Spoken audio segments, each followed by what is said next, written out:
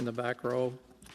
Thank you for what you do. It's difficult sometimes to be an agriculture minister because I was just thinking back 1976 when I was a young 30-year-old reporter on the Hill, and being on the Hill and seeing the face of Agriculture Minister Eugene Whalen, milk being poured over the top of his head. He seemed to enjoy the taste of it, but that was a big story. The angry Quebec dairy farmers, and it's a tough job, but you have to have a personality and I guess a commitment to get through it. And it was alluded to the question about dumping raw milk. Nobody likes to see that, but you seem to be stressing the fact that you don't expect to ever see that again during this particular time of the pandemic. You also talked about money for distribution through food banks. There are 500,000 children in this country in poverty. And I'm wondering if you can tell us in terms of specifics about how milk, butter, cheese, simple things that we just take for granted in our lives, of distributing that sort of milk, butter, cheese, and whatever to people in poverty besides food banks. Thank you, Senator. Well, I want to thank the milk and the dairy producers and processors, because they have made significant donation to food banks at this when they were, facing the obligation to dump milk. So a big thank you to them. Our food banks are limited in terms of the capacity they can take, and I think they benefited from it very much. We have put in place two different funds, let's say, to support our food banks. The first one was the $100 million that has been distributed mainly through 5 important partners: Food Banks Canada, Salvation Army, Second Harvest, Breakfast Club, and the community organization. Sorry, I forgot the exact name of the group, but the Federation of Community Organization. So we have worked very closely with them to make sure that they were able to reach every part of the country, and we have put aside an amount of $30 million to have this flexibility to fill the gaps.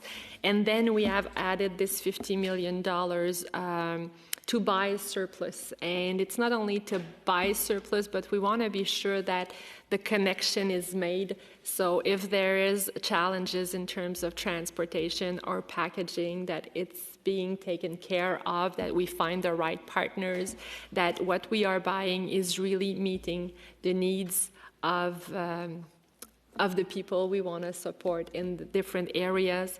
And we are working closely with the northern communities. Thank you for that. If I could switch or pivot to temporary foreign workers, we had our social affairs meeting yesterday, our first meeting, and we had people who were there from Agriculture Canada speaking to us, and it is stuck in my head that the New Brunswick Premier said, foreign workers, they're not coming, and they're not going to come. And we've gone through this over and over again, and I've seen this over and over again, where there's always a shortage of foreign workers. And I noticed where your deputy, he was here, Mr. Forbes, talked about this at the Agriculture Food Committee on May the 5th, just a few days ago. Talked about foreign workers come here.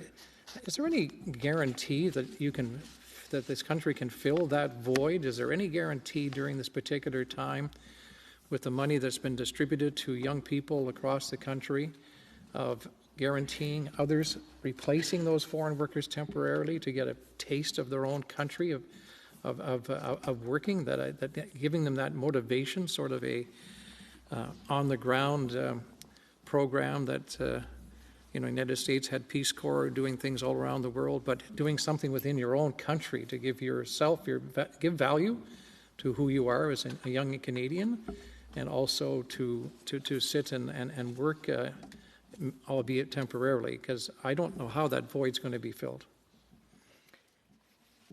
Labor shortage is definitely a huge challenge, and it was already before the COVID crisis. We normally welcome 60,000 foreign temporary workers, and even with all of them, we used to have a lack of 15,000 or so vacant jobs. So this is definitely a challenge. This is why we are working very hard with the Minister of Immigration, with the Minister of International Foreign Affairs as well, to try to simplify the processes as much as we can, so we can get as much temporary worker as we can. And actually in April it went well, better than what we had expected.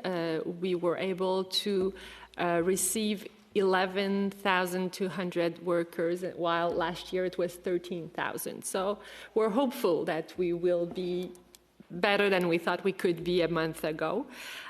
We have also put in place, maybe just to complement this part, and we are offering $1,500 to the employers, mainly farmers, but also food processors who have foreign temporary workers, so $1,500 per worker, to help them support the extra costs related to the 14-day isolation period.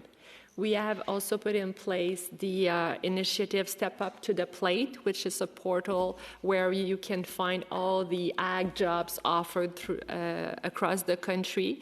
So we are trying to promote these jobs differently with all the stakeholders. And through the Canada Summit Job, we have also made a priority of the agricultural and food sector being essentials. So now the farmers can get workers through this program, not necessarily students, but young people, and have 100% of their salary paid. And maybe I can also remind everyone that we have agreed to transfer $3 billion to the provinces so they can top up the wage of the essential workers, including ag workers. And food workers. What would you say? What would you say to young people today to encourage them to go work on a farm, yes, go work in the dairy industry or any other farm? To get your hands dirty a bit at this particular time and pick up a reasonable paycheck and to be part of their country and the rebuilding process. What would you say to young Canadians? I have 3 at home. Not all mine, but still three young people at home.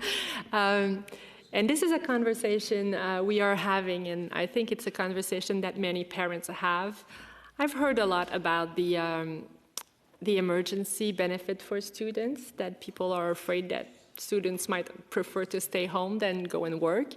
They will have to prove that they have looked for a job, just to give this information, but I think it's really the time to teach our young people our values, the importance of supporting our community, especially in times of need like this one. Talking about what experience it's going to be, either working, on a farm, they would learn something that they would never learn, probably many of them, in a regular summer. And what do they want to tell to their kids when they will be asked, how was it? And do they want to say, I've benefited, I've taken advantage of the system, or I've learned, doing their garden, they will be able to talk about 2020 and saying, it's because of COVID-19 that now I know how to grow food. So I think it's a matter of education in each of our families. Well, Minister, I appreciate those comments very much, because we do have these questions that we have figures and stats and deadlines and so on and so forth, but I think there has to be a sense of humanity put into place when we're dealing with this, and when we see all of these announcements. But behind every statistic, there's a human being. Behind every statistic, there's somebody who has passed on. And I think that in terms of families and how we're dealing with this thing, that there's an opportunity for a regrowth in this country. I really believe that we can learn so much, and that's why I was emphasizing that there's no better place, than working on a farm.